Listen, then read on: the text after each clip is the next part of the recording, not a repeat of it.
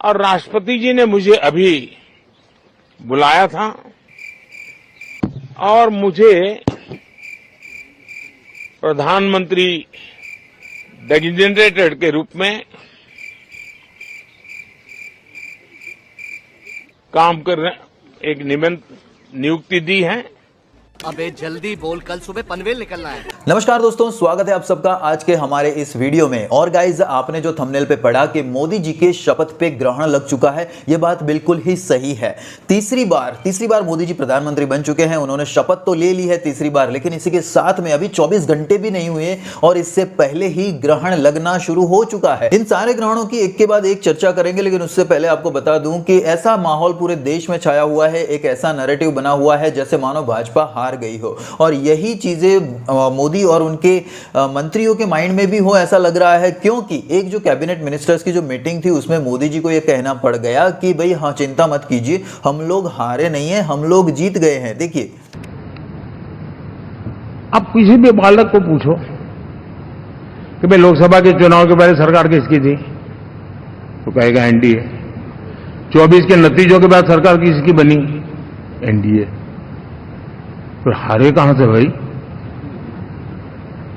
पहले भी एनडीए थी, आज भी एनडीए और कल भी एनडीए है। अब गाइस, मैं जिस ग्रहण की बात कर रहा हूं या पनौती की बात कर रहा हूं, वो ऐसा है कि मोदी जी की शपथ को अभी 24 घंटे भी नहीं हुए हैं, उससे पहले ही सबसे पहला ग्रहण ये लग चुका है कि बीजेपी के आईटी सेल के जो हेड हैं अमित मालविया, उनके ऊपर यौन शोषण का आरोप लगाया गया है। और ये विपक्ष ने नहीं लगाया है, ये आरोप लगाया है आरएसएस संघ के जो नेता हैं शांतनु सिन्हा, उन्होंने ये आरोप लगाया है, जो कि बीजेपी नेता के भाई हैं। अब दोस्तों, ये जाहिर सी बात है कि अगर आरएसएस के नेता ने ही ये आरोप लगाए हैं तो विपक्ष तो ये मुद्दा बनाएगा ही। 24 घंटे नहीं हुए हैं नरेंद्र मोदी को प्रधानमंत्री पद की शपथ लिए और भारतीय जनता पार्टी के लोगों के काले कारनामों ने एक बार फिर सिर शर्म से झुका दिया है। संघ परिवार के नेता हैं शांतनु सिन्हा। उनका कहना है कि बीजेपी आईटी सेल के प्रमुख अमित मालवीय बंगाल में औरतों का यौन शोषण करते हैं और सिर्फ 5 सितारा होटलों में ही नहीं, बीजेपी के दफ्तर तक में ये काली करतूतें चलती हैं। ये भी लिखा है कि बीजेपी नेताओं में होड़ लगी हुई है औरतों की आपूर्ति करने की। तो दरिंदों का जमावड़ा है क्या बीजेपी की आईटी से? नरेंद्र मोदी किस मुंह से महिलाओं की संरक्षण की बात करते हैं, जब वो संरक्षण हर बार आरोपी को देते हैं? इसके अलावा दोस्तों, दूसरा ग्रहण यह भी लग चुका है कि आरएसएस के चीफ मोहन भागवत ने मोदी को उनका नाम लिए बगैर ही ये कह डाला है कि इस चुनाव में जो मुकाबला रहा वो मानो इस तरह से हो रहा था जैसे कोई युद्ध लड़ा जा रहा हो। और इसलिए उन्हें यह भी कहा है कि अहंकार न पाले, सिर्फ काम करें। उन्होंने कहा कि चुनाव में मुकाबला जरूरी है, लेकिन वो झूठ के आधार पर नहीं होना चाहिए। उन्होंने कहा कि जो विरोधी पक्ष है, उन्हें मैं विरोधी पक्ष नहीं कहता, उन्हें मैं प्रतिपक्ष कहता हूं, और उनका भी हमें सम्मान करना चाहिए। उन्हें भी उनका जो मंतव्य है वो रखने का हमें उन्हें मौका देना चाहिए। इसके अलावा मणिपुर के मुद्दे को आगे उठाते हुए उन्होंने कहा कि चुनाव में मर्यादा बहुत जरूरी है, क्योंकि हमारे सामने अभी और भी चुनौतियां बाकी है। सुनिए, दो पक्ष है, विरोधी पक्ष कहते हैं, मैं प्रतिपक्ष कहता हूं। वो विरोधी नहीं है, उसको विरोधी मानना भी नहीं चाहिए। वो प्रतिपक्ष है, वो एक पहलू उजागर कर रहा है, उसका भी विचार होना चाहिए। ऐसा जब चलना है तो चुनाव लड़ने में भी एक मर्यादा होती है। उस मर्यादा का पालन नहीं हुआ, क्योंकि उसका पालन होना इसलिए आवश्यक है कि हमारे देश के सामने चुनौतियां समाप्त नहीं हुई। अब सरकार बन गई, वही सरकार फिर से आ गई, एनडीए। तीसरे ग्रहण की दोस्तों अगर बात करूं तो वो है गोदी मीडिया, जो कि पूरी तरह से मोदी जी के कंट्रोल में थी। और सुधीर चौधरी को तो आप जानते ही होंगे। तो सुधीर चौधरी जी को स्मृति ईरानी ने एक बार तिहाड़ी चौधरी बोल दिया था। तो इसके सामने जब स्मृति ईरानी हारी तो बहुत ही फूट फूट कर बदला लिया है सुधीर चौधरी जी ने। देखिए इसे। इस बार मोदी सरकार के 19 मंत्री चुनाव हार गए। देखिए, 19 मंत्रियों का चुनाव हार जाना छोटी मोटी बात नहीं है। और उनकी लिस्ट देखिए, और इन 19 मंत्रियों में सबसे बड़ी हार जिस मंत्री की हुई है वो है श्रीमती स्मृति ईरानी जी।